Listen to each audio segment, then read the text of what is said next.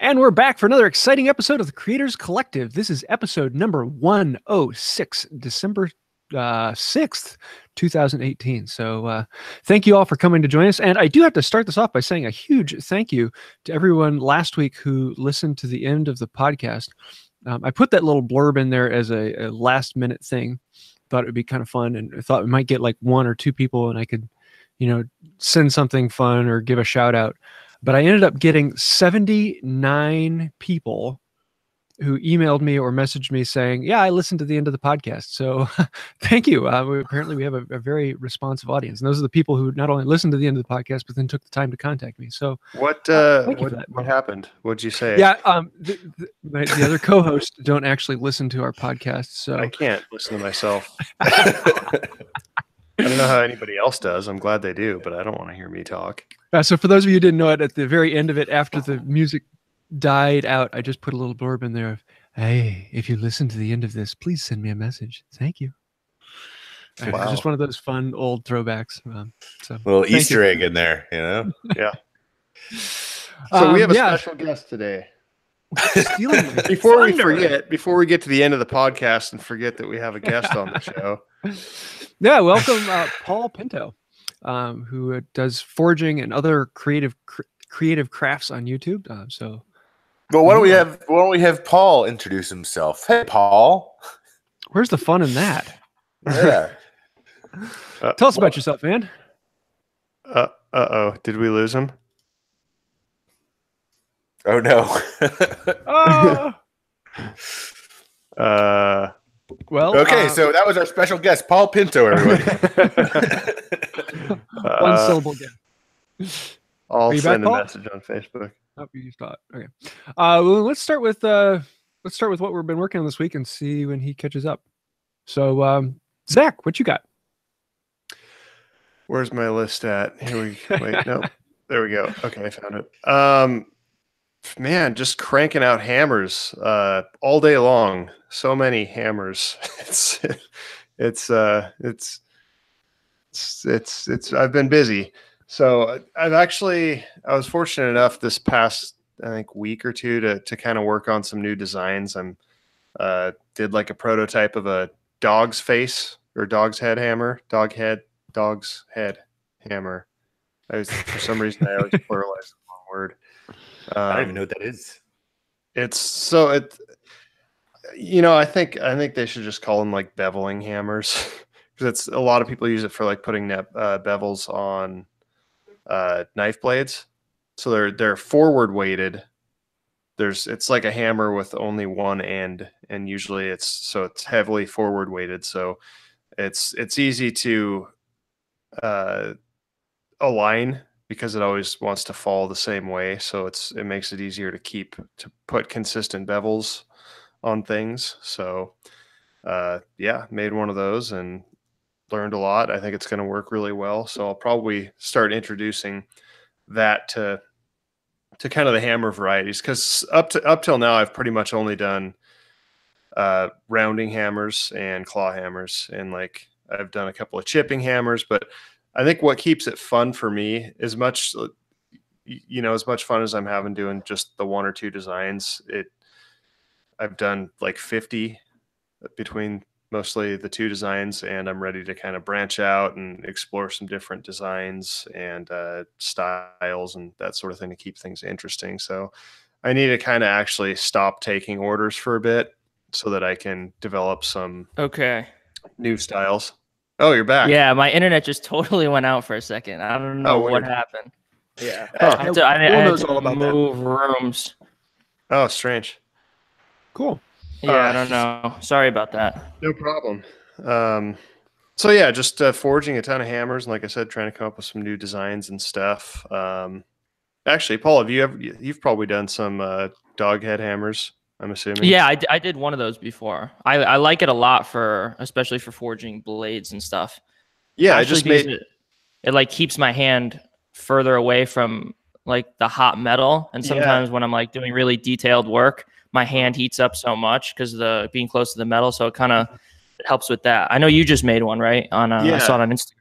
Yeah, it's like my prototype. And I thought at first I was like, man, because there's so many different designs. Like a lot of them have the head actually like tilted in at a very acute angle so that your wrist is more upright when you're pounding, and different weights and different lengths and stuff. I think mine's like a pound and it's straight. And I was thinking that like I wouldn't like it. I was thinking like, oh, maybe I do want to angle it, or maybe I want one that has more weight. But I just tested it out the other day, beveling some stuff, and it seemed to work really, really well. So I might not mess with it. I like your hammers too, because they're like lighter and smaller, and like everyone's making such big heavy hammers, including me. Like I really want to try and use some lighter hammers now after seeing. I need to send you one of mine. Oh, I gotta send you one of mine. We're doing I'm starting this like hammer swap thing amongst other renowned. I don't want to say renowned, but what I don't want to happen. Well, I mean, because they're a lot of work. So, but a lot of people who are like making nice hammers, I'm doing hammer swaps with them because I'd love to have like a collection of everybody's hammers because I just think it's such a cool thing. Well, I think that's a good segue now that we have Paul back to have Paul tell us. You said you were making hammers. What do you do, Paul? What do you do? Well, right now, I'm a blacksmith, a YouTuber, and I do some. Right now, I'm actually doing a steel fabrication job too. So I do a little bit of everything. I started with woodworking, but I ended up gravitating more towards metalworking, and I still like to use both wood and metal in some of my projects. But that's mostly what I do. I'm mostly a blacksmith who focuses on making tools, and I make some knives every once in a while too. Cool. Yeah, everything. I mean, if you guys aren't following Paul on YouTube or Instagram, definitely at least check it out. Because how old are you again? 19. I just turned 19. What? Yeah, and the work that he's doing, like the work that you're putting out, it's really good, and nothing about it says like that you're new to it or that, Thank you. know, like everything is. You have standards. I'll put it that way, because there's a lot of people. I appreciate it. There's a lot of people that are putting stuff out there, and not that I'm like knocking it, but yeah, that it doesn't look like a product. Everything that you make is like very. I know what you mean. Sellable. Your bull ads was making me drool. Oh really? I'll make you one. Yeah, everything you make, would be at home in a store. You know what I mean? Like that's, I guess. That's funny because like most of everything I make, like that was the first time I've ever made one. Like I had no clue what to do. I kind of just like knew the shape I had to make, and I kind of just went off that. But like most people don't realize that every one of my videos, normally that's the first time I've ever like forged that thing. So it's kind of cool to see how I do, and like people critique it and stuff, but everything normally comes out pretty good. I've seen a few of them. I haven't seen the ads one yet, but the anvil that you forged was pretty sweet. The little mini anvil. Oh, that thing. Yeah. I gave that to Bobby Duke. He used it in one of his last videos. Yeah. And your YouTube's actually been blowing up pretty quick, right? Yeah. The past 2 months have been crazy. Like ever since I went to Maker Faire and I met everybody, like it just took off from there. I had like 2,000 subscribers in the beginning of October, and now I'm about to hit 20. So yeah, that's great. Awesome.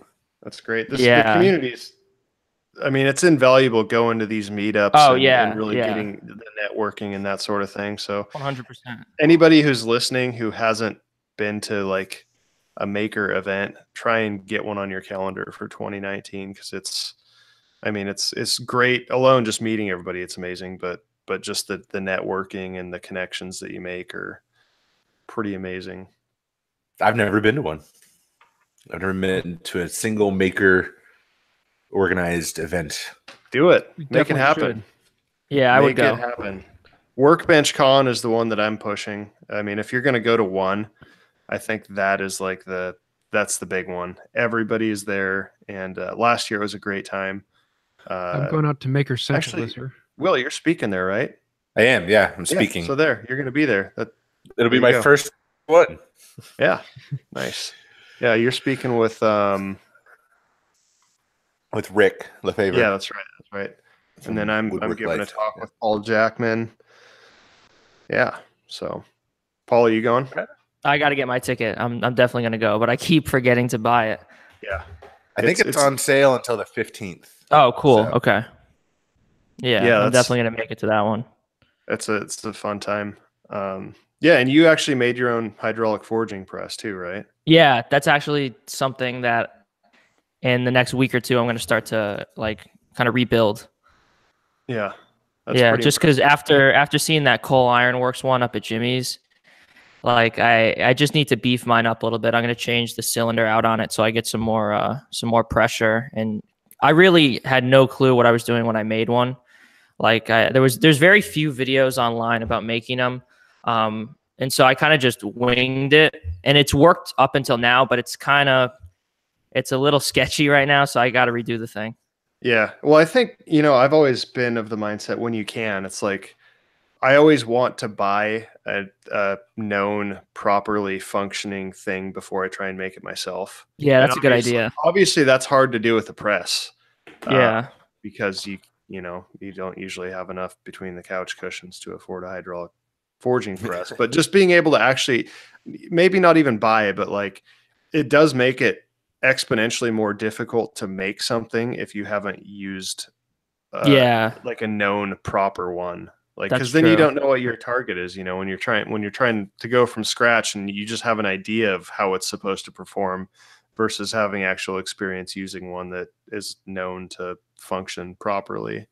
But still, nonetheless, I mean, the one that you've made has obviously performed well.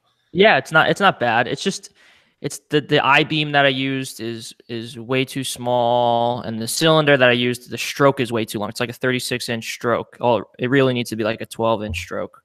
And the tonnage that I'm getting out of it is not enough. It's like maybe like 15, 14. I'd really like 25 or 30. So that's what I'm going to push for the next update. Nice. So how did you get into like, how did you start getting into like making and blacksmithing and all that stuff? Like, what was the progression I was always, oh, my dog's barking right now. I always like made stuff as a kid, whether it was like model airplanes or like little drones and stuff. Hold on. This dog. But let me grab this dog for 1 second. Sorry, guys. No It's usually me. Anything we want to talk about that we've been working on? How about you, James? Well, I'm doing a video on inlaid dovetails. I know it's not metalworking, but I saw those. Those are you did a fantastic job on those. I looked at that for like a minute trying to figure out how you'd even go about doing that, and then I just stopped looking. God, I'm a mess today. Sorry. No worries. So, yeah, I always made things as a kid. I started out with like model planes and making drones. And then I started woodworking. And then gradually I saw blacksmithing on the internet. I made a little forge. Oh my God. And then it just kind of took off from there. For the first year, I wasn't really doing like much blacksmithing. I had an anvil and a forge, but I made like a couple bottle openers, like a knife or two. But then when I found like Liam Hoffman's channel and like Alex Steele, then I knew I had to kind of take it to another level. And I built my press and I started making axes and hammers and stuff. So nice. That's pretty much it. Yeah. So what do you sell the most of? Definitely hammers. Yeah. Yeah. Just out of curiosity, so that I can kind of balance it. Like how many do you think you sell like in a given maybe in a month? I don't know, maybe like 10 or 15. Yeah. It's not crazy right now. But I sell some other stuff on there too. It's really, it blows my mind how many people like the demand for forged hammers. There's a good amount of people that want them, and there's a lot of people making them too. Yeah, it's surprising to me, but I don't know. I think it's I mean, obviously it isn't as much as I'd like to say like, oh, you need to have this super nice custom forging hammer to be able to do stuff. You really don't. And I think that's actually really cool that people are paying for the craftsmanship, and they're paying for the time and the effort and the thought that went into making them. Because honestly, I mean, you don't need $150, $200, however much hammer to do basic forging. Yeah. You can go to the hardware store and, you know, well, they don't really sell forging hammers. Yeah, at the but you can go to hardware like store, Blacksmith Depot or something. They have Yeah. hammers for like $30. They'll pretty much do the same thing. Yeah, exactly. So Yeah. I think it is really neat that people, you know, are willing to support the makers in the community. It's really nice. Now, granted, there are certainly, you know, everybody's got their own style and stuff, and you know, like I can't stand most of the handle shapes from like the store-bought handles like that. Yeah, they're I not like that great. hammers, but their handles are like the worst thing in the world for my hand. So there's certainly, you know, pros to getting something custom made. Yeah. Yeah. And I think they last Right. longer too. Like I have a hammer from a hardware store like Home Depot, and the face of it is so mushroomed out. It's crazy from driving drifts and stuff. It's like almost unusable. And then if I compared it to like one of the hammers I made, like actually my first hammer that I used to drive drifts a lot, H13 drifts. And it's beat up a little bit on the face, but it's not mushroomed out at all. So the quality is definitely going to be different if you're going to buy something at like Home Depot or a hardware store. But it'll definitely get the job done for a while if you wanted to go that route. What did you use to forge your first one? 1045? Yeah, actually, no, it was actually 4140. Yeah. Yeah, but I like 1045 a lot better. Yeah. It's just, Yeah. it's a good steel. It's hard enough, but it's not harder than your anvil, which is what I like. Yeah, and it's easy to quench in water. It's pretty forgiving to heat treating it. Yeah, absolutely. Cool.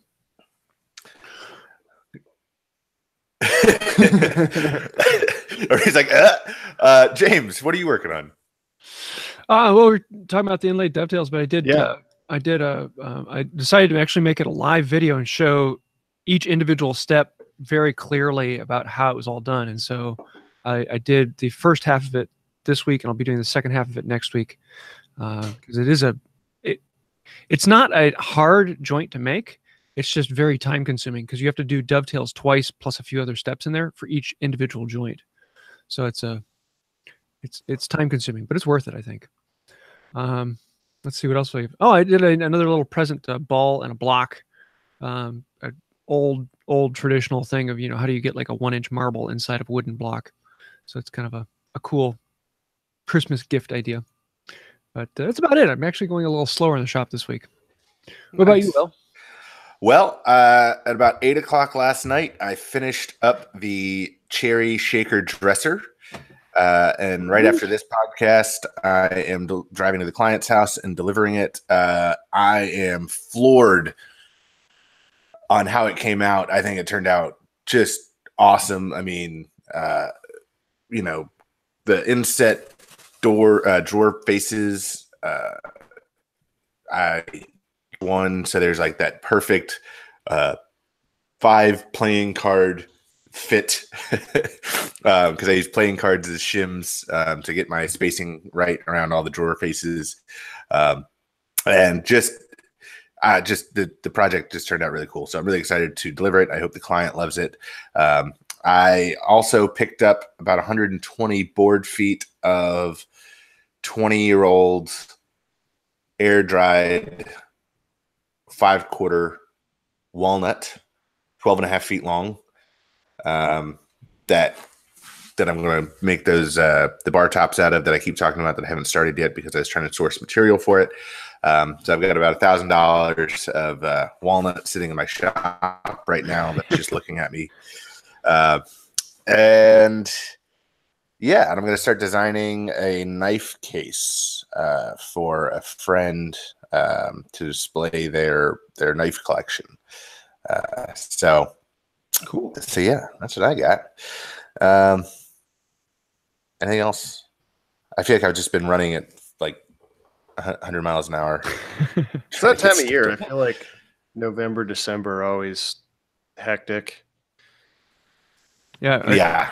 Are any of you guys making Christmas presents? Me, I am.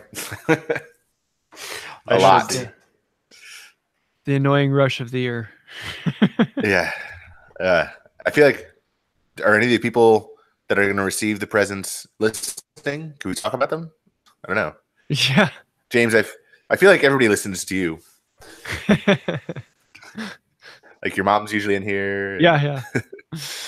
No, this year, rather than actually making them all at the beginning of the year, I've actually spread out the presents and held on to them. So it's kind of I'm trying to do it the smart way, but we'll see. I still have a couple left to make, and I don't have I'm not going to do any on the lathe this year, which is the quick and easy way. I've had a lot of wives and girlfriends of makers order hammers for me. So if you're That's listening, if you're listening, you might be getting something. Or horribly disappointed. Or horribly disappointed, and then you can order something for the year. Yeah. You just be like, oh, I know my wife. She's definitely getting me a hammer. And then like Christmas comes and you're like, oh man. Socks. Have you guys heard that song? No. That new Christmas song about getting socks for Christmas? Uh-uh. It's funny. I don't know who sings it. My wife played it for me. Anyway, I'm getting off topic. That's all right. That's what we do. That's right.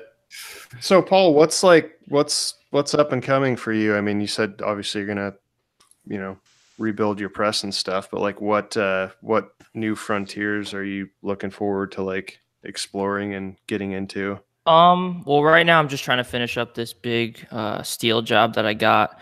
I have to make this like steel mezzanine for a restaurant. And that's been taking up like a lot of my time the past 2 weeks. Yeah, it's a really big project. It's all like engineered and everything. So I've been at the site like coping the I-beams, drilling holes for the clips and stuff, and I'm actually about to put the columns up and stuff today and hopefully install it soon. Yeah, but after that, I got to start making more videos again. I took a little break because of this job, but I want to make a couple more axes.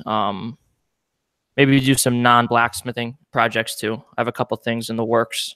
Yeah, switch it up a little bit, maybe. So, Paul, do you feel because you're obviously doing this, on location job?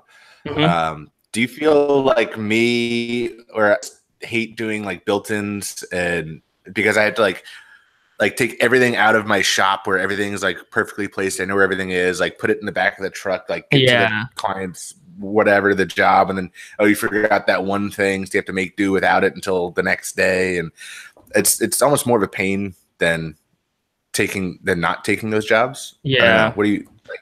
I mean, like, so you're deep in this job right now. Are you excited about it? I mean, obviously it's going to pay. Yeah. I don't know. I mean, talk about that for a minute. It's I definitely understand what you're saying. Yeah, it's not the same as working out of your shop. Just having all your tools available and like bringing stuff back and forth kind of sucks. But there's not actually a ton of tools that I need. It's like I need a mag drill, some angle grinders, an oxyacetylene torch. We actually rented a forklift for this job because it's so big to move the beams around. So I have a forklift there. Everything was pre-cut. And so it's been good so far. Everything's been pretty smooth. But I don't know. I know what you mean though. It's definitely trickier, like working away from your shop, especially in a place where there's no tools at all. I have to bring everything in. Mm-hmm. Yeah. So how much steel are you using like for this thing? I think it was like 6,000 or 7,000 pounds. Like there's big I-beams. They're like 12-inch I-beams, 20 feet long. It's some big stuff, but it's actually. I mean, that's crazy that you say you just turned 19.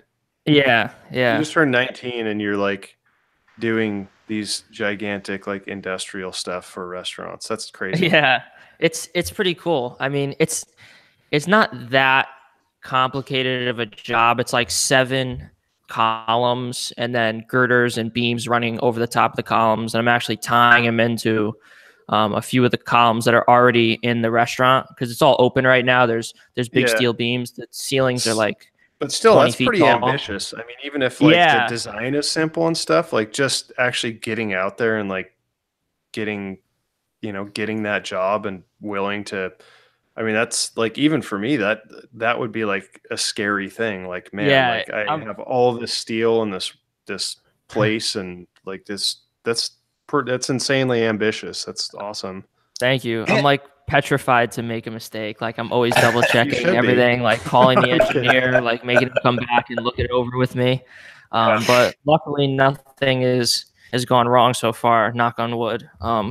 So that's really awesome. So being someone that started his own business at 18 also, I remember, so I started my photography business when I was 18. And I remember it was hard to get those clients because I was 18. Like it didn't matter what my work looked like. But people were saying I like his work, but he's so young. Like, what if he's flaky? What if he's, and not that I was flaky, not that you're flaky or anything, but I think that's the kind of mindset that some people have. Against, So I think that's awesome that a restaurant would say like, hey, like, let's give this job to this 19-year-old guy. Yeah.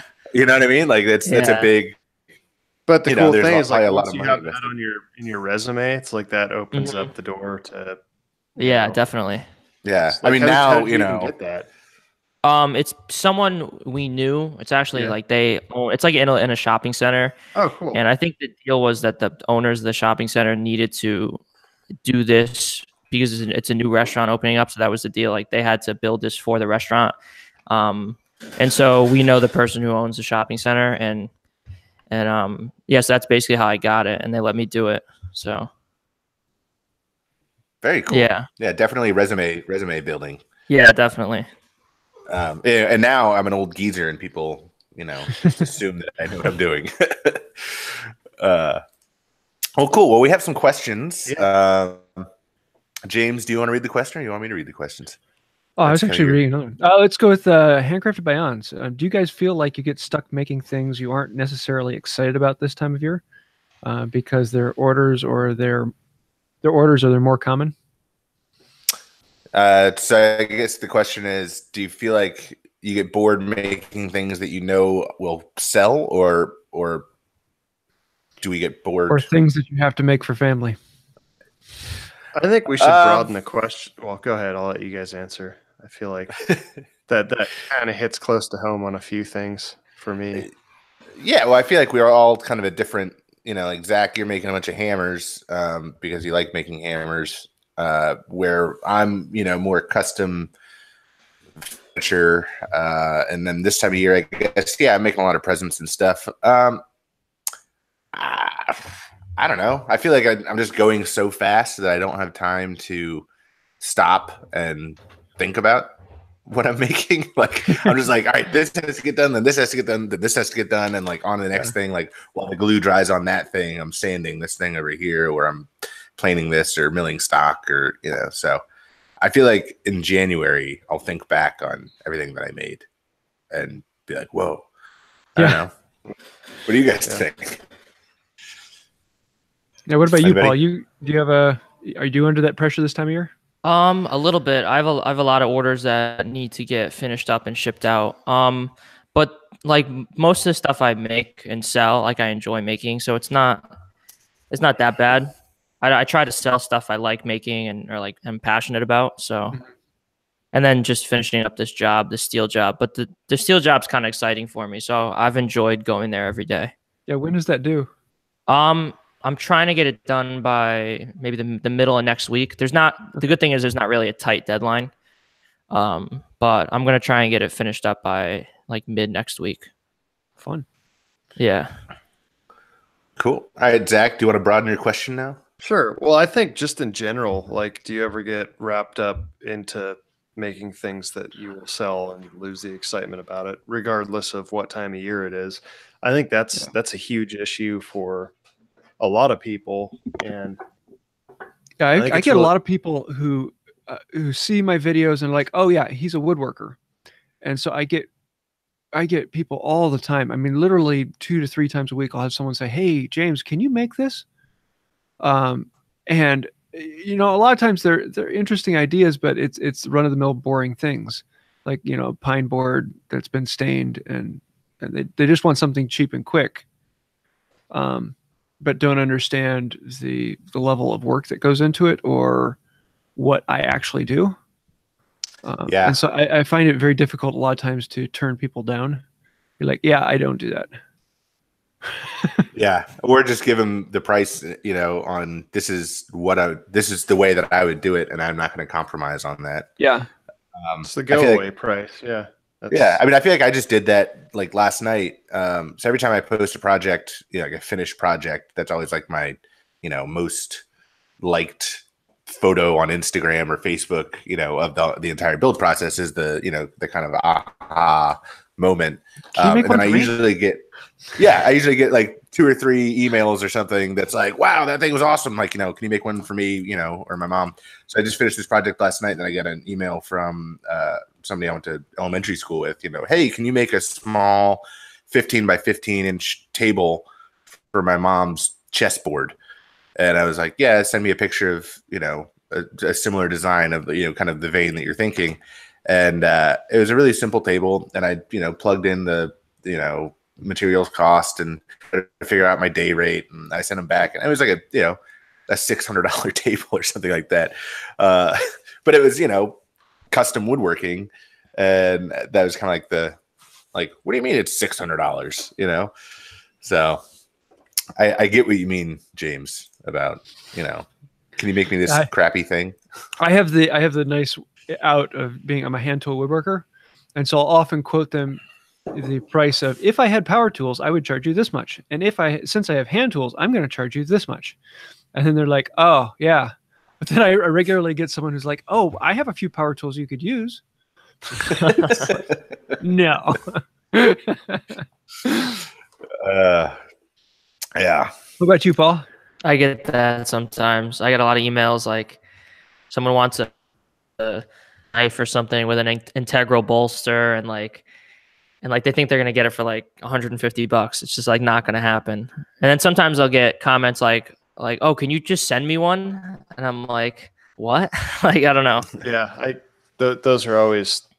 It's like the, like working a job and people are like, working hard, hardly working. It's like, it's not funny anymore. Or like the, like, it doesn't have a price tag. Does that mean it's free? Like that. Yeah. That will never be funny. Like the most you will ever get from that is like somebody going, huh, like that fake laugh just to like get you to stop talking. Like, don't ever say that. Don't ever say it doesn't have a price tag. Does that mean it's free? Like, people instantly lose respect for you. Same thing as just don't ask for stuff for free. It's just not funny.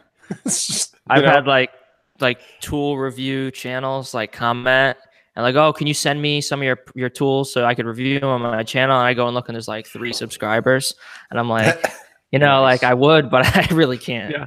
Yeah. It'd be different if I'm going to get something in return. Yeah. It'd be different if you're collaborating, but Yeah. I can't tell you, but to backtrack a little bit, like that, the epoxy file handle video thing that I did, I've probably gotten 200 emails of people wanting to buy those or wanting me to make them. And I just, after like responding to like 20 or 30 emails, I just stopped responding to them. Like I really try my best to get back to everybody, but sometimes it's hard. And so that definitely happens.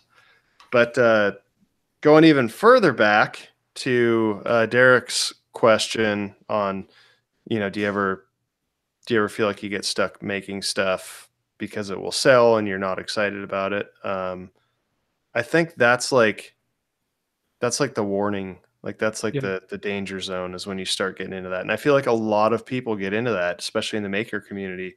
And they start out and they're like, all I need is one product. I need this one thing that I can perfect and make hundreds of them and make it profitable. I feel like that's a trap.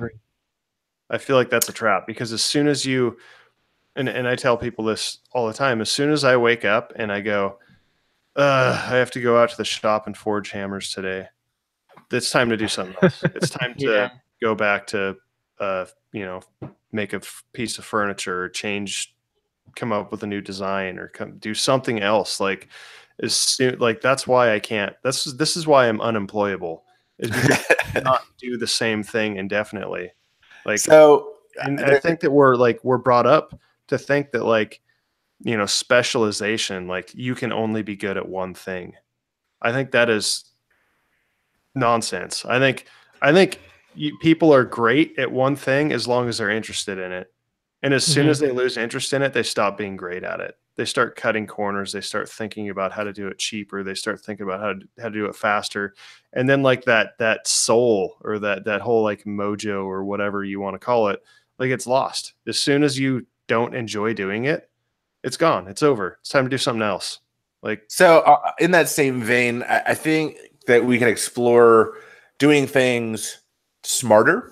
So, you know, like furniture makers that have a certain furniture design, you know, a bench, a chair, a table, something that they put a name on, like this is the, you know, the Monticello book or you know, whatever.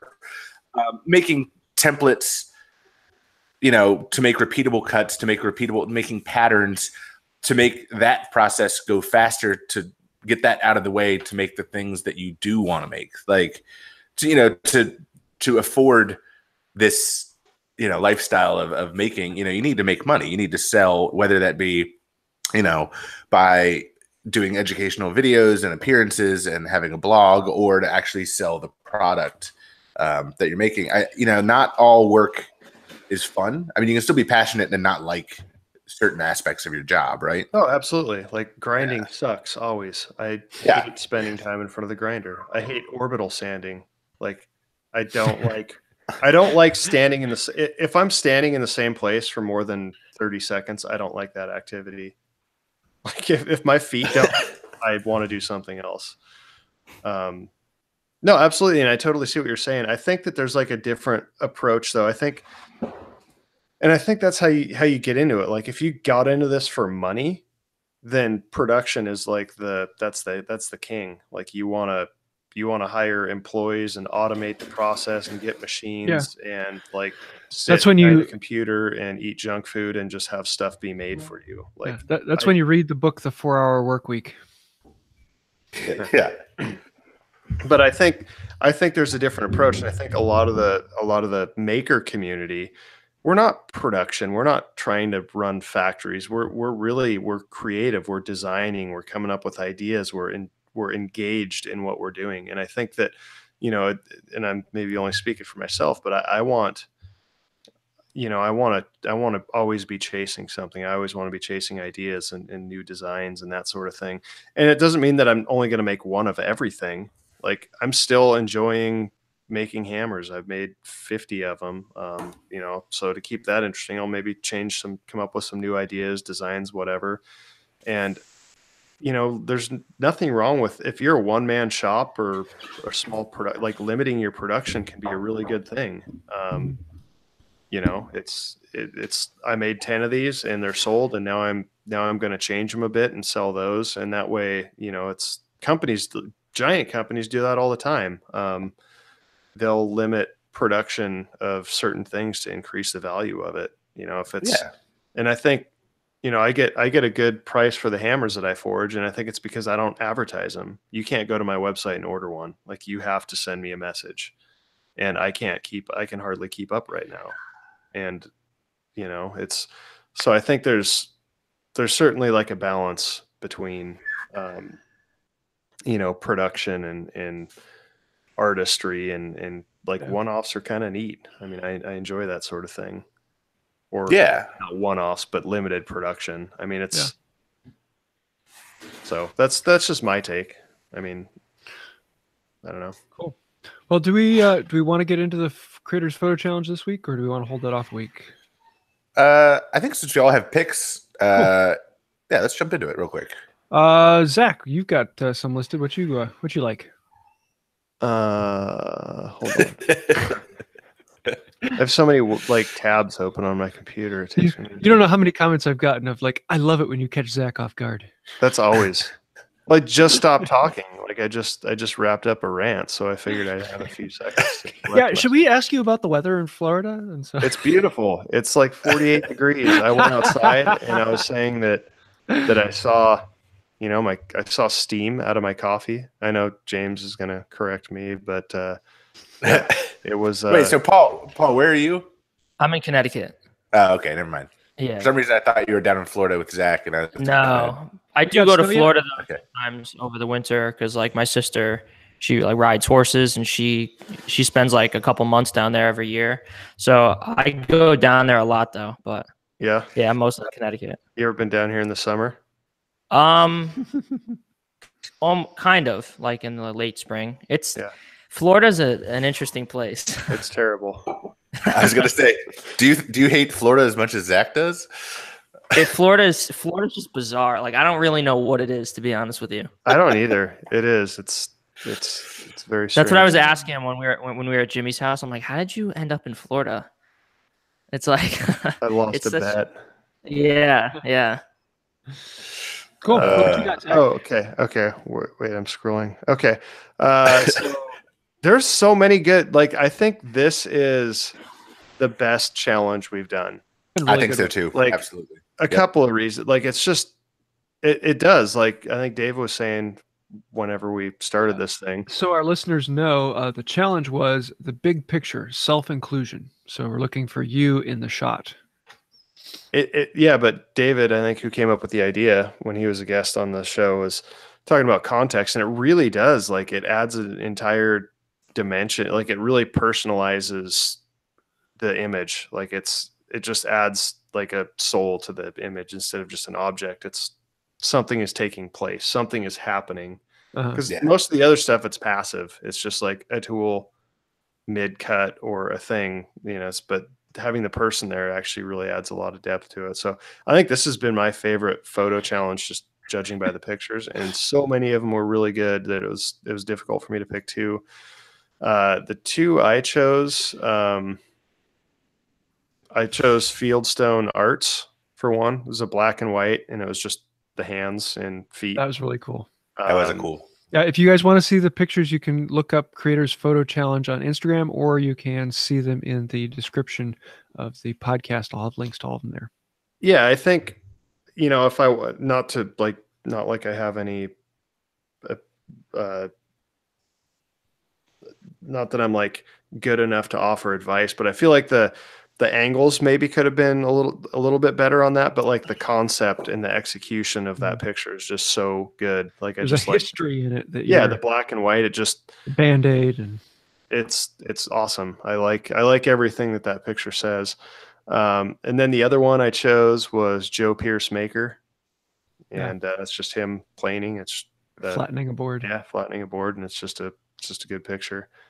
The other thing that's cool about this challenge is I finally know what some of you guys look like now, which will help. But yeah, and just a side note, I think I remember a while ago, Joe Pierce was talking about like logos, and he was going to change his logo. I think he has like one of the best logos in the entire making thing. It is literally just says, it's just a white circle, and then like this awesome like 70s block print. It just says Joe Pierce Maker. I don't know why I like that thing so much. It's just so, I think it's refreshing compared to a lot of like the, saw blade and wood plane, and like, just like there's a lot of the stuff that gets used a lot, and it's just nice seeing that. And it totally has, to me, it reminds me of like all the old coffee cups from like 1970. It just has like that nostalgic vibe to it. So so keep your logo, Joe. Cool. What you got, Will? Awesome. So Frog Legs Craftworks. It was just an awesome photo of him in an extremely cluttered shop. I love the reality of the shop, because you never see that in pictures. Yeah, it was. I can't remember what he was doing exactly. What was he? A draw knife. Draw knife. Yeah, I'm looking at it again. I want to make sure that He's got the freezer in the background and the bench in the foreground and a shave horse in front of him, and It's just there's just sawdust every tool everywhere, in the world and within 3 inches. and there's a step stool like at his knee. Like he's at a shave at his shave horse with a draw knife, and there's some motion blur in his hands, so you can see the motion. It was just cool. It was just a really it's his garage doors behind him. It was just a very real shot, very cool, very man at work type of. The only thing shot. it's missing is you can just tell right off to the left of the shop. There's probably a car over there. And he's working on half the garage, and it's just I love the reality of it. Yeah, very cool. He's got his headphones on. He's listening to some tunes. And then the second one, I got it. Tommy Hovington, man. I know you're listening. You're in the live chat right now, dude. You're like my spirit animal. You are killing it lately. Tommy, it was him doing some carving work on his mandocello. The lighting is just on point. The focus, his actual focus, not the focus of the image, that was sharp too. But his focus on what he's doing, carving this scroll and this mandocello, just kudos, dude. Those are my two. Oh, and a shout out. A shout out to the Fieldstone, honorable mention to Fieldstone Arts, the one that Zack was talking about. That was my long-winded two choices. James, who do you have? I have to also go with Frog Legs Craftworks. He is in the shop with the freezer in the background, just cluttered. There's just something about it. I mean, picture-wise, it's not like the most polished, beautiful picture in the world, but it is. The reality of it is just so. It hits home, and it's something that's like, yeah, I've been there, I know that, and it grabs you. So I really like that one. And I think my second is You Can Make This Too. What he has, I don't have that one in Caleb. He's planing something. Oh yeah, he has the plane on the bench. And I just had to give him a shout out because, you're our patron on Patreon, so you're one of our top patrons. So I think that automatically gives you a slightly better up in the standings. So if you support our show on Patreon, you might win the photo challenge. Cool. So I think that gives it to Frog Legs Craftworks. Since he has I think so. Yeah. All right, who's up for sending stuff? I don't remember. It's probably me. Yeah, his last time was last time I sent a shirt. Yeah. So go ahead and Frog Legs, go ahead and message me on Instagram or Facebook, or send me an email, and I'll get you something, either a T-shirt or maybe something handmade in my shop or something. I'm not sure. I'll send you something cool though. Sweet. Oh, hey, Paul, do you have shirts? Oh yeah, I have shirts on my website.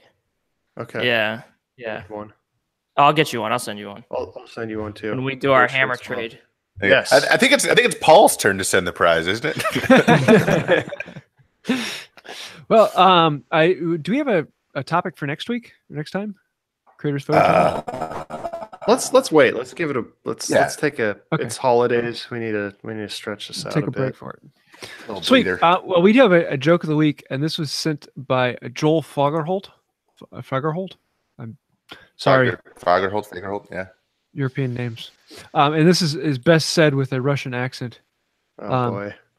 So we got to hear James do an accent and read a bad joke. How can you tell that the tool was made in Poland by the Polish?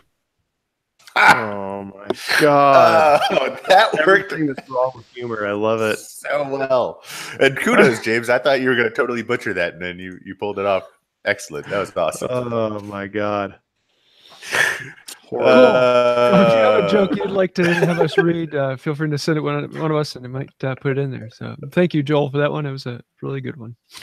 Ooh, like I'm still cringing at that. It was perfect. That might be the best one we've ever had. I was so uncomfortable. So let's see. What are you watching or reading? Will, what you got?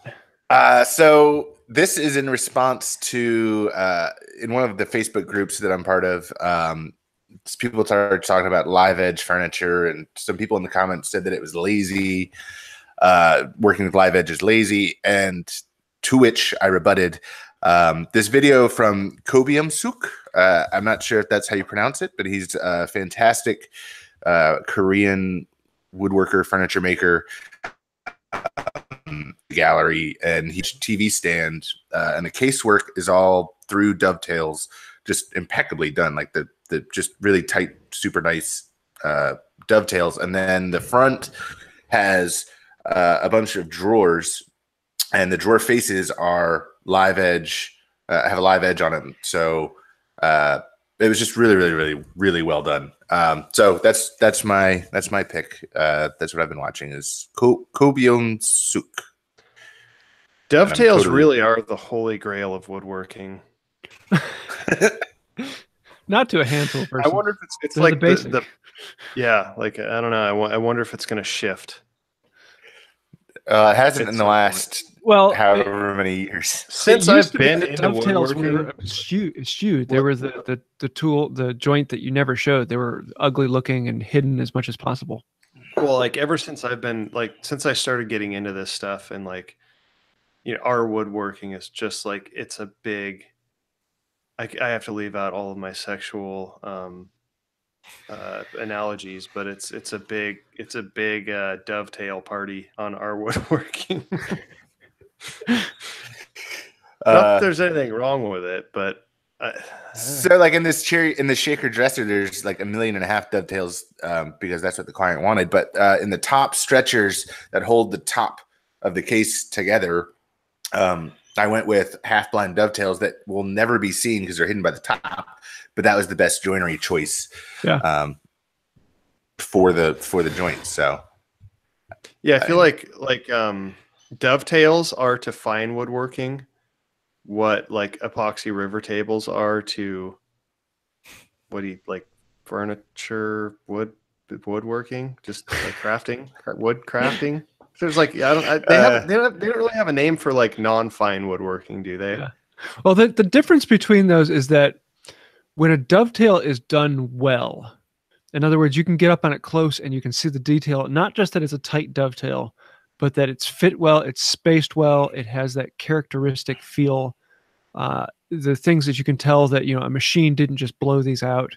There's something slightly different about it. When something is done well, you can tell that. With a river table, I mean, if it's a glass top, there's good fitting in that, but like an epoxy table, other than like bubbles in the epoxy, it's I think everything has like its hyped up section, but cool. Yeah, I will say that is it the houndstooth dovetails that I don't ever see, but every time I do, I kind of the dovetail in the dovetail. What's that? The dovetail in the dovetail. Well, it's like where it's like scallop, like they'll have like a long one and then like a short one, and they're just the proportions. Like those are awesome looking. Like I will totally if somebody does that, like I'll be all over that. I might have those coming up for a live here soon. Do it because they're cool. Cool. Well, Paul, what you watching, reading? What's inspiring you? I'm a terrible reader, so like I always watch stuff, but like I listen to a lot of podcasts. I listen to like Joe Rogan's podcast. I'm sure a lot of people have listened to that before, and like the Fighter and the Kid podcast. They're all kind of like friends, those guys. But like Joe Rogan's podcast, he always has a lot of very interesting guests on there, and I always learn a ton from all the guests. And he even has some makers on there every once in a while. Like I don't know if you guys are familiar with Mareko Mamasi. Yeah, he's in Connecticut, actually not too far away from me, and he was on Joe Rogan's podcast, and I thought that was really cool to see him on there. So that's like my main go-to source for entertainment. Sweet, I'll look that Very one up. cool. Zach, what are you watching, reading, listening? So I remember stumbling across this guy's site like a year ago, Black Bear Forge. Oh yeah, he's good. Yeah, and I saw like I remember hearing something about it. I found it like a year ago, and he didn't really have much up, and I was like, yeah, okay, whatever. And then somehow I stumbled across it like recently, and I'm like, oh my god, this guy's been busy. And he's been cranking out videos. Yeah, and they're just so it's kind of like lately every morning I just try and watch like one of his videos, even if it's on something I have no wealth of intention on information doing, too. because it's just very simple. It's like relaxing. I'll have my coffee and I'll sit down. I'll just watch like a 20-30 minute video. And I'm like, oh, that's how hinges are made. I don't plan on making hinges anytime soon, but at least like after watching that, I have an idea of how I would make them. So there's just, it's one of those shows that you can, or not shows, it feels like a show. It's very like, has that kind of relaxing documentary vibe, and there's just a lot of good information. So yeah, that's He made it's been nice. one of my axes and my holdfast and my adze. Oh, really? Oh, cool. And I think my fro came from him too. Oh, cool. Wow. Really Very cool. Yeah, I've learned a lot from him over the years of watching his video. Actually, over the past year. Hey, Yeah, he makes some of the best holdfasts. I love his leaf design. Simple and beautiful. Yeah, those are cool. before I forget, Paul, uh-oh. I totally just forgot. Oh my god! I'll tell you. I'll list mine, and you think about what you're thinking about. Oh my god! I have to say there's this new channel that I came across recently on YouTube that is just absolutely cool. He made this DIY forging press that was just absolutely cool. Guy by the name of Paul Pinto. You got to check out his channel, but really, really good. So, yeah, I've been watching his stuff recently. Do you remember what it was? No, I don't. What happened to me? I don't know. So, guys, unfortunately, I'm going to have to run off here in a minute. I've got an appointment with the clients that I'm delivering the dresser to. Well, why don't you talk about your favorite tool of the week, and then we run. Okay. So my favorite tool of the week is Watco Danish oil. It is just a stupid easy finish to apply. You wipe it on, you wipe it off. It's not bulletproof. It's not, I wouldn't probably use it for something like a tabletop. But for this dresser, that's what the client wanted. So it was kind of nice to take that decision out of my hands, out of my head, so I didn't have to hem and haw on what I was going to finish it with and all this stuff. They just said, yeah, we want Watco on it. And I was like, awesome. So that's my tool of the week is Watco Danish oil. Sweet. And with that, guys, I'll see everyone next week. Thank you, Paul, for coming on. And Thank you for having me. Yeah, man. And, maybe you can do my outro for me. See you guys. Cool. Later. See you later. Well, what you got, Zach? What's your favorite tool? So I just ordered a granite surface plate from Amazon. Ooh. Oh, yeah. I don't really know exactly what I'm going to use it for, but I know I'm going to use it a lot. Like I didn't buy it for anything, but I know having it, I'll use it for stuff. So it's way bigger and way heavier than I expected. I got the, where is it? 18 by 12? Something like that. Yeah. And it's actually like 18.5 by 12 by 3 inches high. And it's heavy enough to smash the crap out of your fingers if you don't move them out of the way fast enough. I mean, it's probably like 80 pounds at least. So if we get a hurricane, I'm hiding underneath of it. It's on top of my workbench. Yeah, I don't know. I mean, I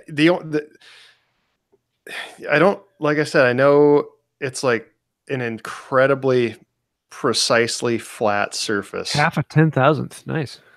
So I still don't know exactly what I'm going to use it for. I mean, I don't really flatten a lot of planes anymore. I mean, Well, you can use it for like finding the center of the blade and thing. Yeah, you need like one of those height gauges that rests on it that you could adjust the height, and you could scribe like the center of a blade. If you put like what's that stuff Alex Steele always uses? Blue Dicum. Yeah. If you put that on a knife. Yeah, he uses a surface plate a lot when he's like finding the center of a blade to grind in the bevels. That's like I need to get one because I just got that Bridgeport mill. Oh yeah. And I'm starting to get some machining tools. So, but let me know how you like yours. It's just a big flat. Yeah, it's just a big flat block. Yeah. I think it's going to be great. Yeah, I think it was like $100 or something from Amazon. So that's not bad. And it's for what I'm doing. It's definitely way bigger than I thought. It was like 2 inches thick or something. It's huge. Shannon Rogers actually just posted one of a granite bench top. It was 12-inch thick 8 my foot God. long, 3 foot wide, within half a 10,000th. What? Like Jeez. what? How much that? I don't even know. I don't know. It must have been like $10,000. That's incredible. Seriously cool. Cool. What you got, Paul? What's your favorite tool?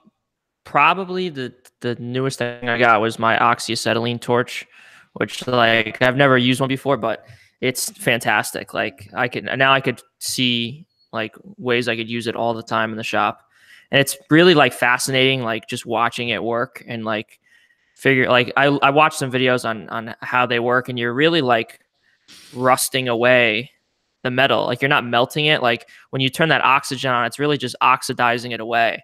And I even heard that once you get the torch going, and you could actually turn the acetylene off. Like once you're cutting, you could turn the acetylene off and just cut with the oxygen. It's pretty bizarre. I've had one forever and I didn't know any of that. Yeah, I never tried it, but I heard that really once you start to cut the oxygen, I could be wrong. I could be totally wrong.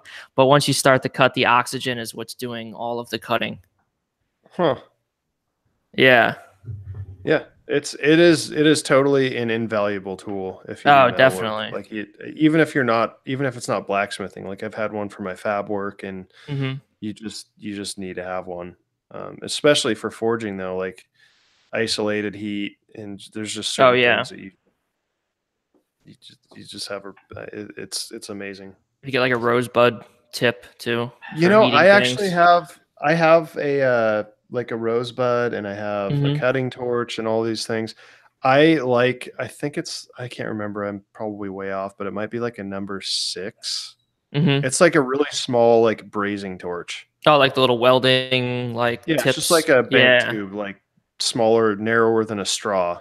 And that's the one I have on there almost all the time. It's just really, yeah. I mean, I rarely. I mean, most of the time I'm working on stuff that's less than a 1/2 inch thick. And yeah, so it's really precise. Yeah, so it saves a lot of gas, and I've had the same tank of acetylene for probably 2 years, and I've never changed it. And it's not even never a big changed tank. it. Wow, it's like hip height, maybe. Yeah, that's like what I have. Yeah, I've never changed it, so it's very very efficient. But That's yeah, cool. the small little brazing torches. Give it a shot. See what you think. I'm going great to for most of what I do. Sweet. Well, I think I have to shoot for the glue bot. It's when I first got it, I thought it was something that was kind of gimmicky. Yeah, who needs an actual bottle for glue as opposed to just an old mustard bottle or something of that nature? But it's now like the go-to thing in my shop because you can glue upwards with it, and no matter which direction you're pouring, it's a great control. Very easy to clean out and reuse, and I've had 2 of them now for almost 3 years, and they're still great glue bottles. I just keep filling them up. So I just threw mine away yesterday, and I need to get another one. What happened? It had a good life. It had a good but hard life, and it's what was wrong with it? It got so crusty and like got knocked over. The best. You can fix all the crusty by just soaking it in water for an hour or so. I'll just order another one. They're cheap. All the glue melts off. Yeah, I guess they're only like $6-7. So. Yeah. Cool. Well, I think we have talked for well over an hour today. So thank you all for listening. This is a good one. And a huge thank you to Paul for joining us. If you'd like to see his stuff, I have links to that in the description of the podcast. But you can find him at Paul Pinto on YouTube. Yeah. And do you have any other place you? I have a website, paulpintoblacksmithing.com. And my Instagram's paulpinto1124. That's pretty much it. Yeah, my YouTube. Sweetness. Yeah, or order a shirt from him, or a hammer, or an hammer axe or something. But definitely a shirt. Yeah, thank you guys for having me on. I appreciate it, and sorry for the technical difficulties. Oh, no worries. Dogs and the Wi-Fi. By technical difficulties, so we're veterans. Cool. Well, a huge thank you, and I do want to say thank you to our patrons on Patreon. Thanks for supporting the channel and helping us grow. So I think that'll about do it. And until next time, have a wonderful day. See you later.